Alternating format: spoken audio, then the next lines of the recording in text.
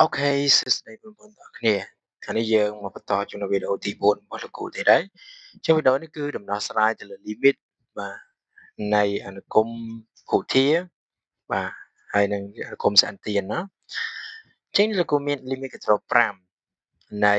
2x ការ៉េដក 11x បូក5ចែកជាមួយ 4x ការ៉េដក 11x ដក20ចឹងយើងដោះស្រាយបែបណាបាទ limit នេះគឺជា limit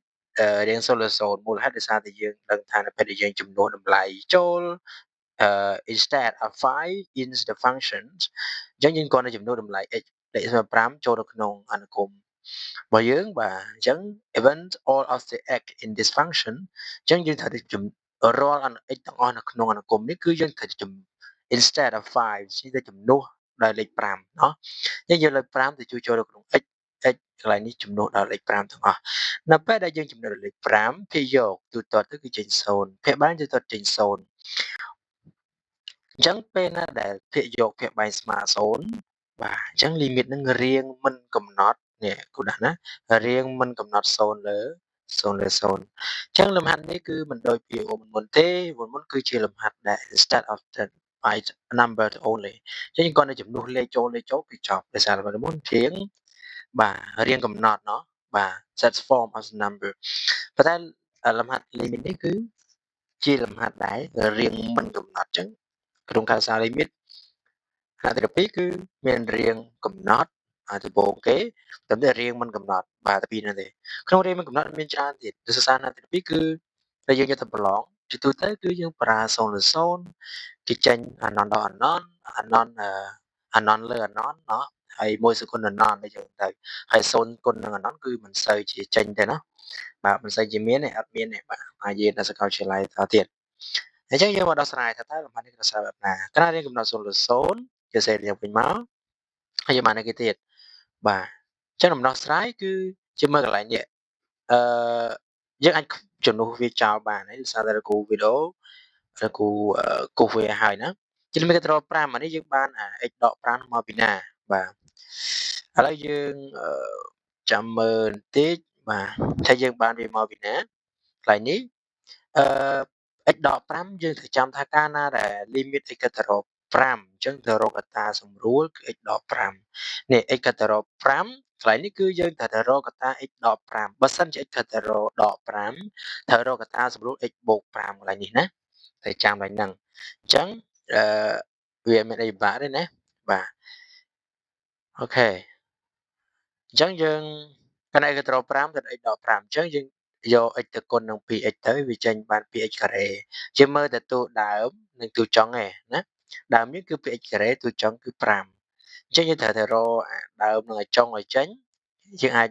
ប្រមូលកត្តានឹងបានហើយអញ្ចឹងដំបូងឡើយគឺយើងត្រូវតែ x ដក5កត្តា 2x ដក1ដោយសារតែ x គុណ 2x បាន 2x ការ៉េហើយដក5គុណនឹងដក1បានបូក5ភាគបែបអញ្ចឹងដែរដំបូងដាក់ x ដក5មកហើយយើងដាក់យកហ្មងណាកន្លែងហ្នឹងដោយសារយើងប្រើដោះស្រាយសមីការរត់ឬហើយចាប់ពីកត្តាក៏បានយើងអាចប្រើវិធីគុណខ្វែងក៏បានបាទឬប្របែបគុណកត្តាចែកភូធាក៏បានដែរណាកន្លែងហ្នឹងគេចាប់ជាកត្តាមិនក៏បានដែរតែលោកគ្រូគឺចាប់យកតែម្ដងតាមរយៈការមើលតួដើមតួចុងកាលណារៀបគេ0លើ0អញ្ចឹងកន្លែងហ្នឹងតួកដាគឺដឹងតែស្មើដក11 100%ណាដក11 100%កន្លែងហ្នឹងពេលយកណាប្រភេទបែងគឺដឹងតែដក 16x ហ្មងដោយសារតែយើងដឹងតែរៀន0លើ0យើងចាប់ជាកត្តា x កន្ត្រក5ទៅដាក់កត្តា x ដក5ណាហើយគុណជាមួយនឹងប្រមាណដែលយើងថែមថយទៅឲ្យស្មើតួដើមតួចុងយល់ទេអញ្ចឹង x ដក5ដាក់ដូចគ្នាដើម្បីយើងសម្រួលចោលឃើញគូសម្រួលណាបាទអញ្ចឹង x គុណនឹង 4x ដំបូងយើងមើលមេគុណសិន4គុណប៉ុន្មានអានេះមេគុណ1 1គុណ4ចេញ 4x គុណ x ការ៉េអញ្ចឹងយើងមើលអាទូដើមអស់អញ្ចឹងឡើងមើលអាកតាខាងមុខឡើងមើលកតាខាងក្រោយម្ដងចុះទៅមើលតួខាងក្រោយអញ្ចឹងដក5គុណនឹងដកគុណនឹងបូកចេញដក5គុណ4ចេញ20ទូកដាឡើងមើលណាយើងគុណខ្វែងចេញដូចដើមវិញអញ្ចឹងគួរសម្រួលនេះចោលសម្រួលចោលទៅសល់តែកតា2នេះណាគេដាក់ពេលយកពេលបាញ់ណាបើណាមកអញ្ចឹងអត់ទាន់ចំនួន limit ចូលព្រាមទេតោះយើងសម្រួលកតានឹងចោលសិនសរសេរ limit ឲ្យចេញអញ្ចឹងសិនណាហើយយើងអាចធ្វើតទៀតបានអញ្ចឹងអឺបន្តទៀតយើងគ្រាន់តែចាប់ផ្ដើមវិបត្តិរៀង0លើ0ហើយដែលថាវិបត្តិ0លើ0 5គុណ2 10ដល់11សល់9អញ្ចឹងកាលណាដែលគេយកខុសពី0ហើយវាមិនមែនរៀងទេអាណាកាលណាអាណាមួយខុសពី0វាមិនមែនរៀងទេវាមិនថាវិបត្តិរៀងកំណត់វិបត្តិរៀងមិនកំណត់ យល់ទេអញ្ចឹងយើងអាចចំនួន limit ចូលបានតែចូល limit ចូលបាត់ limit ដែរបើម្ដុំគឺតែចំនួនដោយ x ជួនដោយ5តែម្ដងអញ្ចឹង2គុណ5ដក1លើ4គុណនឹង5បូក4ទូតទៅឃើញ10ដក1នៅលើ20បូក4បាទ equal to 9 over 24ណាអញ្ចឹងយើងស្មើជាមួយនឹង9លើ24ដោយសារ10ដក1ស្មើ9 20បូក4ស្មើ24អូខេអញ្ចឹងចម្លើយរបស់យើងគឺយើងអាចបន្ថែមបន្ថយឬសំទោសអាចសម្រួលតទៀតមកបាទ